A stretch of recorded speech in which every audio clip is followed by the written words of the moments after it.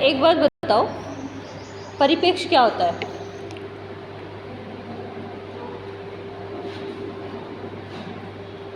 किसी भी घटना, सोसाइटी में घटित होने वाली भी कोई भी घटना हो, उसको देखने का अलग नज़रिया या फिर उसको देखने का नज़रिया क्या कहलाता है? परिप्रेक्ष्य कहलाता है। ठीक है, हर किसी का नज़रिया अलग अलग होता है। मैरिज हो, चाहे सोसाइटी में कोई भी काम हो, कोई भी दंगा हो, कोई भी फसाद हो, कोई भी मर्डर हो, सबका अपने अपने अलग अलग नज़रिया देखने का होता है। वही नज़रिया परिप्रेक्ष्य कहलाता है। ठीक है, यहाँ पर भी जैसे भारत विद्या शास्त्री या फिर भारत विद्या परिप्रेक्ष्य है, तो इसके कौन कौन से हैं? कौन से दो राइटर हैं तुम्हारे इसमें? हाँ, जीएस घुरिये और लुइस ड्यूमो। पेज नंबर 365 पे आ जाओ। ठीक है, 365 पेज नंबर पे घुरिये के द्वारा दिया गया परिप्रेक्ष्य, और घुरिये के बारे में थोड़ा बताया गया है कि घुरिये, जीएस घुरिये के बारे में। जीएस घुरिये सबसे ज़्यादा ज़रूरी उसका बर्थ होता है। कोई भी राइटर हो, आप किसी भी राइटर के बारे में लिखेंगे, ऊपर लिखो राइटर का नाम, राइटर का नाम लिखोगे, उसके साथ साथ उसका जन्म, उसकी मृत्यु और उसका जहाँ वो पैदा हुआ उसका स्थान, ये लिखो। उसके बाद ही नोट्स बनाना स्टार्ट करो। ठीक है, तो यहाँ से स्टार्ट करते हैं। जीएस घुरिये, जीएस घुरिये को और क्या कहा जाता है?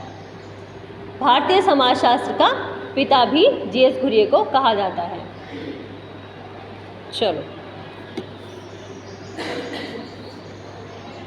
जीएस घुरिये का जन्म 1893 में मालवा क्षेत्र के शाश्वत ब्राह्मण परिवार में हुआ था।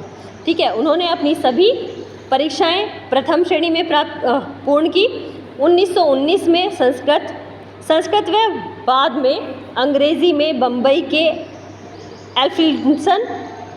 एल्फिंसन कॉलेज से प्रथम श्रेणी में स्वर्ण पदक प्राप्त करके वो प्राध्यापक वहाँ पर बने। उन्होंने कैम्ब्रिज विश्वविद्यालय में एस रिसर्च के पास रहकर अनेक लेख लिखे। उनमें एथनिक थ्योरी ऑफ कास्ट, जाति का प्रजातीय सिद्धांत पर भी शोध कार्य किया। 1923 में उन्होंने कैम्ब्रिज विश्वविद्यालय से डॉक्टरेट की उपाधि ली। उनका टॉपिक भी यही था, ethnic theory of caste. Bombay विश्वविद्यालय ने उनकी नियुक्ति हेतु नया प्रोफेसर एमरिट्स नामक पद बनाया। वे एथनोपॉलोजिकल सोसाइटी ऑफ बॉम्बे के 1945 से 50 तक अध्यक्ष रहे। घुरिये ने इंडियन सोशोलॉजिकल सोसाइटी की भी स्थापना की। 1952 में सोशोलॉजिकल बुलेटिन नामक पत्रिका का प्रकाशन भी उन्होंने किया। ठीक है, तो ये तो है घुरिये के बारे में। अभी क्या है, घुरिये की बुक्स, जो इम्पोर्टेंट बुक्स हैं, ये तुम्हें अंदर जो परिप्रेक्ष्य है इसके अकॉर्डिंग भी देखने को मिल जाएंगी। Caste and race in India, sex habits of middle class people. ठीक है, तो इस तरह से ये सारी बुक्स तुम लोग देख लेना कौन कौन सी हैं। अब जीएस घुरिये का भारत विद्या शास्त्रीय परिप्रेक्ष्य, इसके बारे में घुरिये ने बहुत सारे विषयों पर लिखा है। तो इसमें बहुत ज़्यादा इम्पोर्टेंट कौन सा है? ऐतिहासिक एवं भारत शास्त्रीय पद्धति को इन्होंने अपनाया। घुरिये ने सभी अपने जो जितने भी अध्ययन किए उनमें तुलनात्मक ऐतिहासिक अध्ययन पद्धति का उपयोग किया। तुलनात्मक ऐतिहासिक पद्धति में घुरिये ने उन सभी शास्त्रियों को जो उनके विद्यार्थी रहे उनका भी सहयोग लिया। वे सभी सिद्धांत से प्रभावित हुए। यह पद्धति घुरिये एवं उनके शिष्य समाजशास्त्रियों के लिए विशाल समृद्ध योगदान के पर आधारित है। इस पद्धति में भारतीय इतिहास तथा महाकाव्य जैसे परंपरागत स्वरूपों का आधार देखने को मिलता है, या फिर इन्हें इसका आधार भी माना जाता है। घुरिये की इस अध्ययन पद्धति को भारत विद्या शास्त्र या वार्ड में परिप्रेक्ष्य भी कहा जाता है। कई बार बच्चे कंफ्यूज हो जाते हैं जब वार्ड में का नाम सुनते हैं कि वार्ड में तो हमने पढ़ा ही नहीं है, जबकि जो भारत विद्या शास्त्र है उसको ही वार्ड में परिप्रेक्ष्य भी कहा जाता है। ठीक है, ये भी जीएस घुरिये का ही भारत विद्या शास्त्र ही है। अब आता है घुरिये ने जो विश्लेषण किया वो केवल एक क्षेत्र में नहीं बल्कि जो जाति व्यवस्था है उसकी नातेदारी प्रथा, सौंदर्य शास्त्र, वेशभूषा का गति विज्ञान, भारतीय नगर ग्रामीण समाज में होने वाले परिवर्तन, भारतीय आदिवासी एवं प्रजाति, भारतीय साधुओं तथा सभ्यताओं का भी तुलनात्मक अध्ययन किया। जो बीए फाइनल है ना, बीए फाइनल में भारतीय साधु, इंडियन साधुज और जो ग्रामीण और अर्बन एरिया का कंटिन्यूज में है उसके बारे में उन्होंने दिया है, तो वो टॉपिक वहाँ पर भी है। यहाँ पर भारत विद्या शास्त्र की जब बात करेंगे तो उससे कुछ आधारों पर इन्होंने डिफाइन किया, जैसे संस्कृति और समाज, ऐतिहासिक तुलनात्मक अध्ययन, जाति व्यवस्था पर चर्चा, धर्म पर विचार, कार्य परंपरा, भारतीय सभ्यता संदर्भ और भारतीय कला, नृत्य और वेशभूषा का अध्ययन। कुल 7 पॉइंट्स में भारत विद्या शास्त्र को इन्होंने बताने की कोशिश की है। संस्कृति और समाज को स्टार्ट करते हैं। भारतीय संस्कृति और समाज के विभिन्न पक्षों अन्वेषण में उन्होंने भारत विद्या शास्त्र के स्रोतों का प्रयोग किया।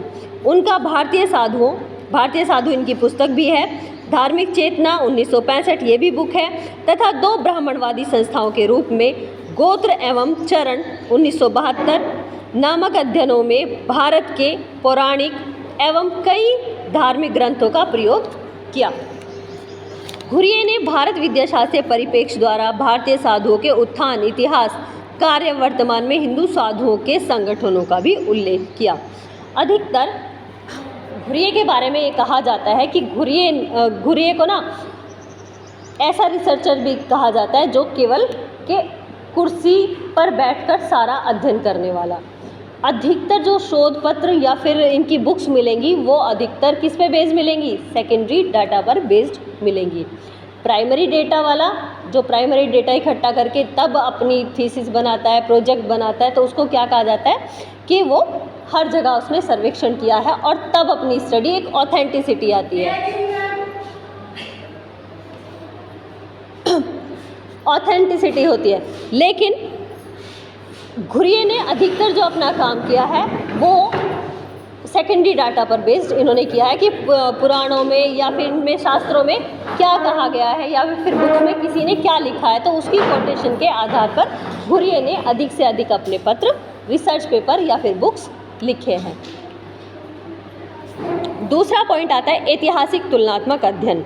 उन्होंने अपनी पुस्तक सोशल टेंशंस इन इंडिया में तनाव का ऐतिहासिक तुलनात्मक अध्ययन प्रस्तुत किया। उन्होंने अपनी बुक डाइट्स एंड सिविलाइजेशन में नगरों के प्राकृतिक इतिहास, अमेरिका एवं इंग्लैंड के नगरों का इतिहास, भारत के नगरों की स्थिति एवं उनकी वृद्धि, नगर राजधानियों के रूप में तथा विशाल नगरों के रूप में उल्लेख किया। कुल मिला के जो भारतीय समाज है, इस पॉइंट में इन्होंने बताया जो भारतीय समाज है और जो अमेरिकन समाज है वो किस किस तरह की तनाव वाली स्थितियों से गुजरता है, उसकी स्टडीज़ जो इन्हें मिली उनको कोटेशन बनाकर अपनी बुक लिखी सोशल टेंशंस इन इंडिया और डाइट्स एंड सिविलाइजेशन।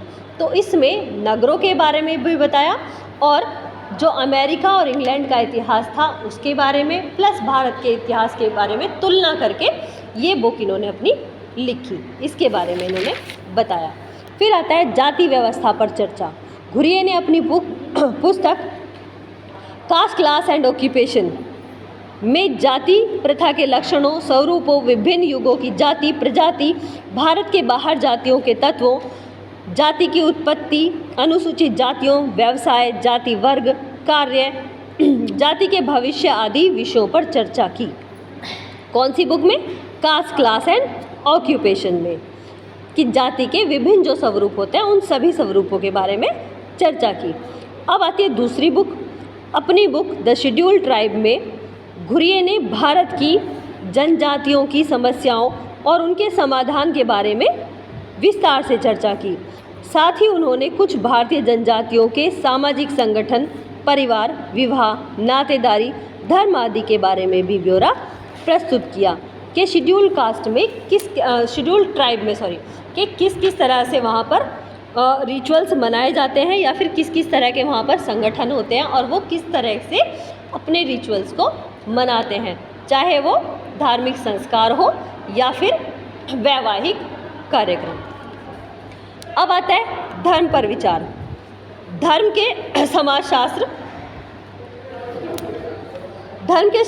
के अपने अध्ययन में, धर्म का समाजशास्त्र, ये भी इनकी पुस्तक है।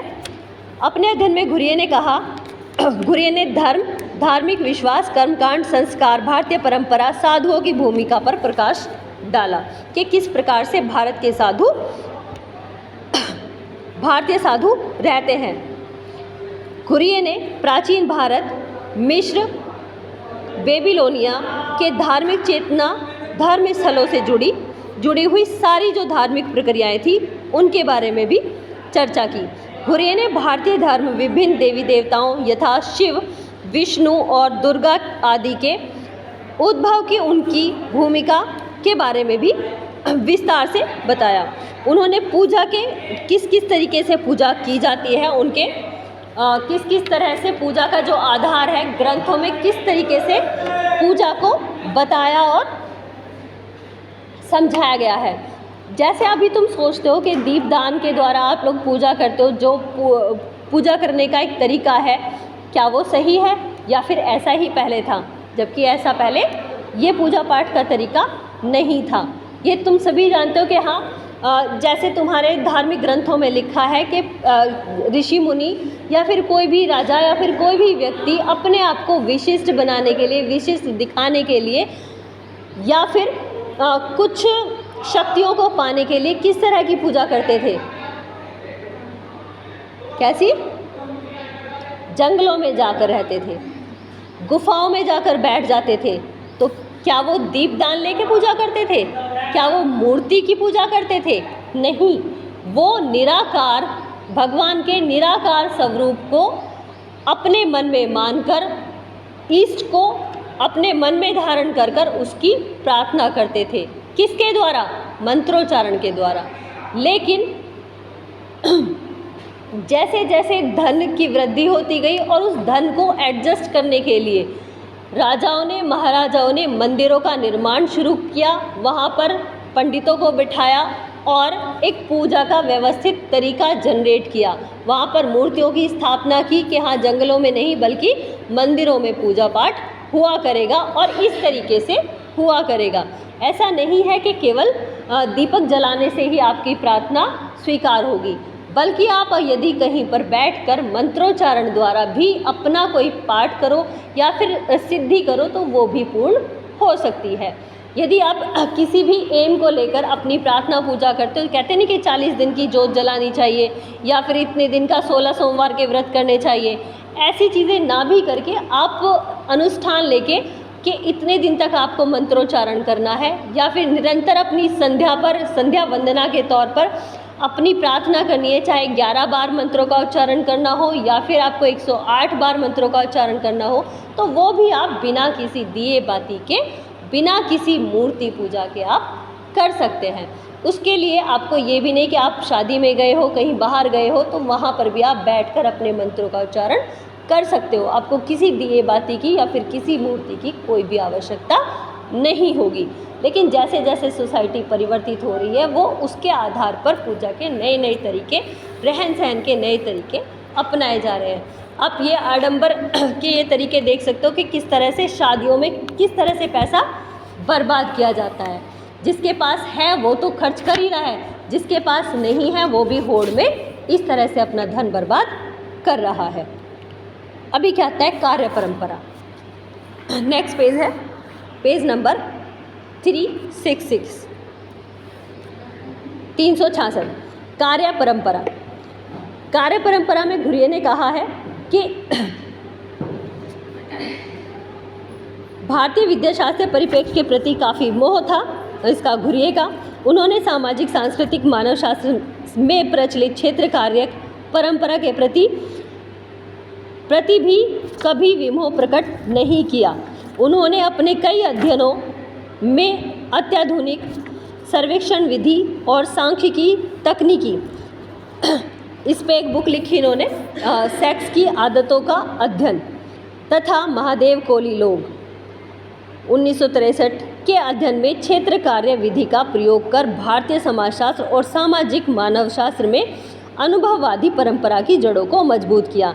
अभी जो मैंने बात बताई थी कि जो कुर्सी का रिसर्च करता है इसको इसीलिए कहा गया घुरिये को, जबकि इसने ये दो जो बुक लिखी, महादेव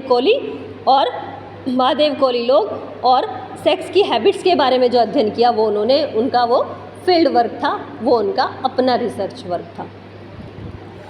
फिर क्या आता है, भारतीय सभ्यता संबंध संदर्भ। उनके अधिकांश समाजशास्त्रीय अध्ययनों का आधार न केवल अखिल भारतीय है वरन भारतीय सभ्यता संबंध संदर्भ भी है। कुल मिला के उन्होंने दूसरों से अडॉप्शन लिया है।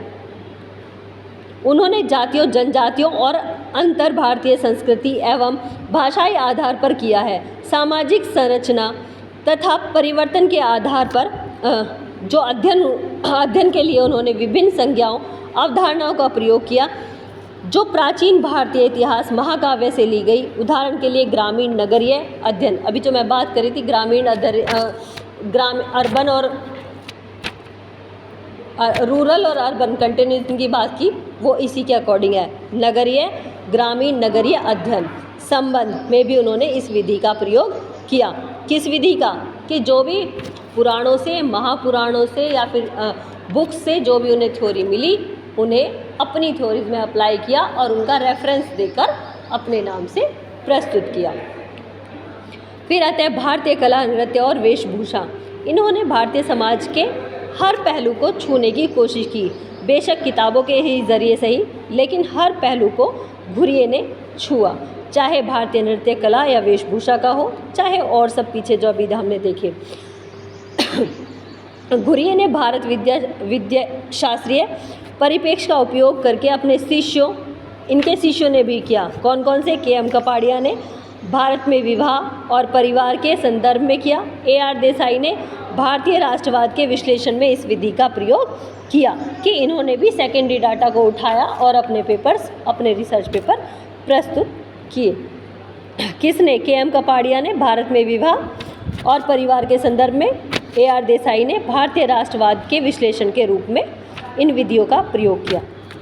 कुल मिला के एट द लास्ट निकलता है कि बहुत सारे जो लेख घुरिये द्वारा लिखे गए, उनमें कला, नृत्य, वेशभूषा, पुस्तकें, लेख लिखकर इनमें अपनी रुचि को प्रदर्शित किया। उनके अनुसार हिंदू, जैन और बौद्ध में कलात्मक स्मारकों में कुछ तत्व मिलते हैं कि जिस तरह के हिंदुओं के स्मारक होते हैं, उसी तरह से जैन और हिंदू और बौद्ध के भी जैन और बौद्ध के भी इसी तरह के धार्मिक रिचुअल्स अधिकतर मिलते हैं। मतलब ये आपस में मिलते जुलते हैं। लेकिन जो मुस्लिम धर्म है, उनका जो पूजा करने का स्टाइल है या फिर उनके जो धार्मिक बने हुए संस्थान हैं, तो वो अलग होते हैं। जैसे उनका मस्जिद होता है, जबकि जैनिस के भी मंदिर होते हैं और बौद्धों के भी मंदिर होते हैं। तो इन्होंने इसमें डिफरेंस करके बताया। उनका मत था कि मुस्लिम इमारतों में हिंदू कला तथा तत्वों को केवल अलंकरण के रूप में प्रयुक्त किया गया है। घुरिये ने प्राचीन काल से लेकर आधुनिक काल तक की वेशभूषा पर लिखते हुए हिंदू, बौद्ध और जैन कलाकृतियों द्वारा विभिन्न कालों की वेशभूषा में विभिन्नताओं का चित्रण किया है। ठीक है, तो ये वाला था तुम्हारा भारत विद्या शास्त्र अकॉर्डिंग टू घुरिये। जबकि जो लुईस लूमो है, इसका भी तुम्हारा इस पे वीडियो पड़ी है चैनल पे। ये मैंने जब तुम्हारी लास्ट क्लास ली थी तब डाली थी। ठीक है, तो ये दोनों